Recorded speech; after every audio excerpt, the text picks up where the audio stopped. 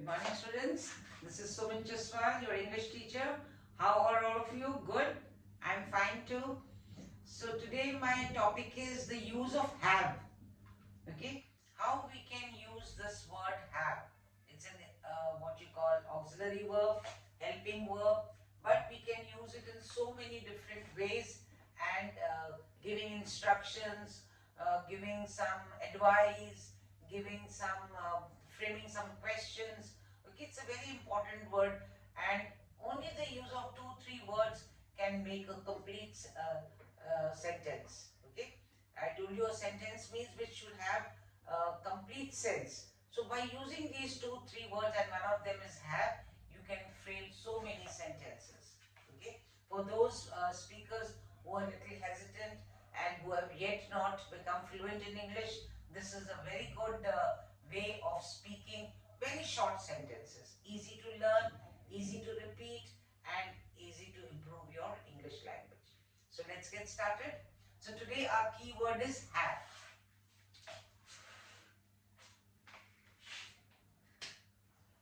Have. Okay. Now when we use this word have, okay, how to wish somebody or give advice to somebody. For example, I say, have faith.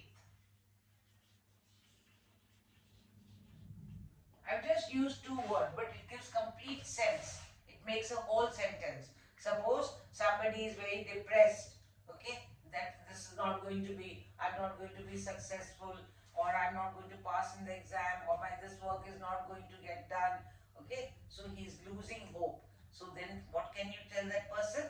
Have faith. Have faith. Now faith in whom? Whom do we have maximum faith? God. So instead of saying have faith in God, I can just say the word, 2 words, have faith. Means that do not be so negative, do not be so pessimist, be optimist, be positive, and have faith in the Almighty. So instead of saying long sentences of comforting and consoling, you can just use these 2 words. Have faith. Okay, that means there is hope, and try to feel positive and your work will be done. Don't go without the result coming out, without the consequences being shown. You're already supposing that this is going to go wrong. Okay, so at that time you can say have faith. Okay, so this is one very good way of comforting somebody who is really depressed or is in a negative mood.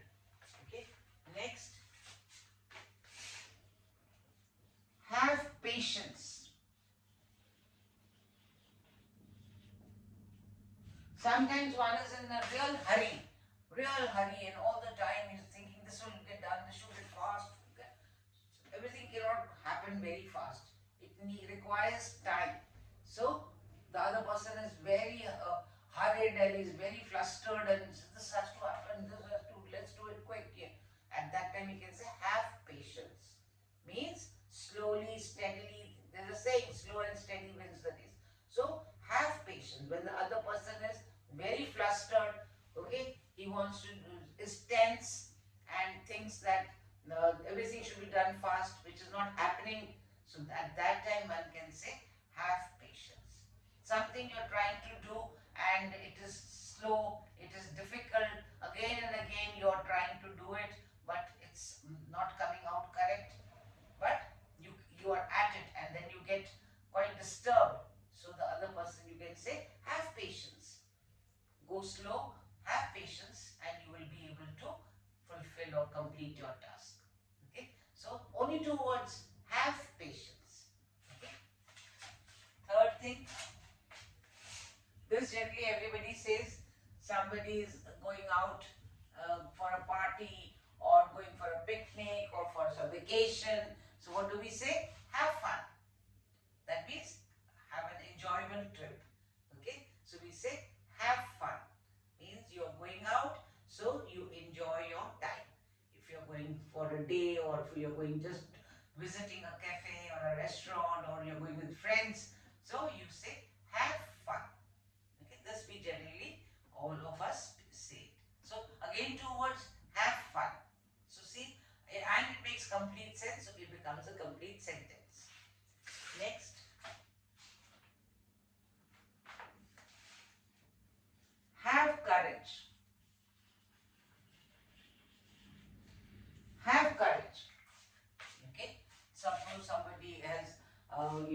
in a very sad situation and is not able to get out of it. He lost some near or dear one. So how can we console that person? Have courage. Okay? Because some things have to happen which are not happy. One cannot be say, get over it. You know, you lose someone, one of your dear one, somebody has passed away. Okay? So it is very difficult to get out of it. So how do we console the other person? Have courage. Courage to do what? To bear the loss. Okay? Instead of saying the whole sentence, have courage to bear the loss. Okay? We just say, have courage. Okay? So that's about students, right? They wants to go and complain to the teacher, but he's not able to, he's scared. Teacher might say this and that. So you can say, have courage, go and speak to the teacher, have courage.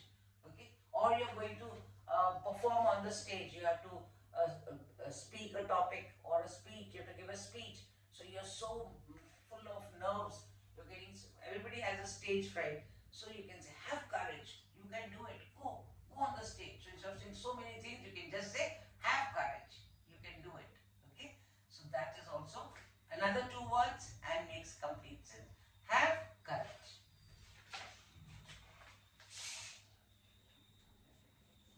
Have a nice trip. Like I said, have fun, have a nice trip. That means enjoy yourself, have a nice trip. Okay? Have hope. Again, like faith, have hope. Okay?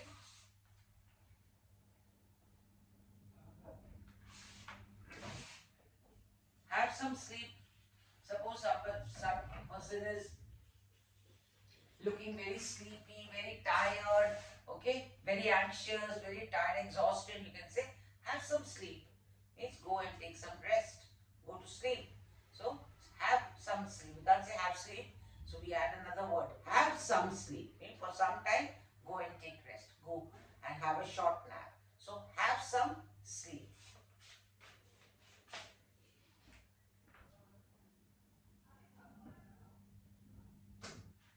Then we can even ask questions. Have you played? Have you played? Have you studied? Have you eaten?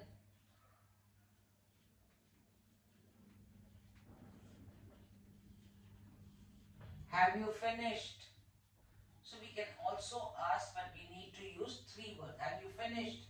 Have you completed? Okay. So we can use asking questions. Have you eaten? Have you done? Have you finished? Have you played? Have you studied? Have you slept? Okay. Have you risen? Have you what you call cooked? Have you cleaned? So we can ask questions also with have. Okay. So like I given you, have you played? Have you studied? Have you eaten? Have you finished? Have you cooked? Okay. So we can use have.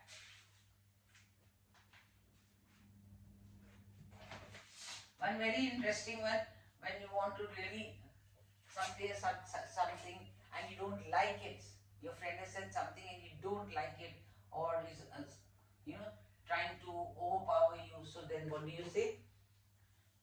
Like I had done one video on students had asked me, ma'am, tell us some sentences where we can use and impress others. So I've given you a whole talk on that and some sentences. This is one of those sentences to impress others. How? Have you lost it? Okay. Have you lost it? Means that if somebody has said something and it doesn't, you don't agree with it, you don't think that he's talking rubbish, okay, he's not talking sense, or it's not meaningful, okay, then we say, have you lost it? So this is a sentence to impress others, like I had told earlier. So this is a very this thing we use in our pair group among our friends and all that, okay. We don't use it in general, but we use it with friends. Have you lost it?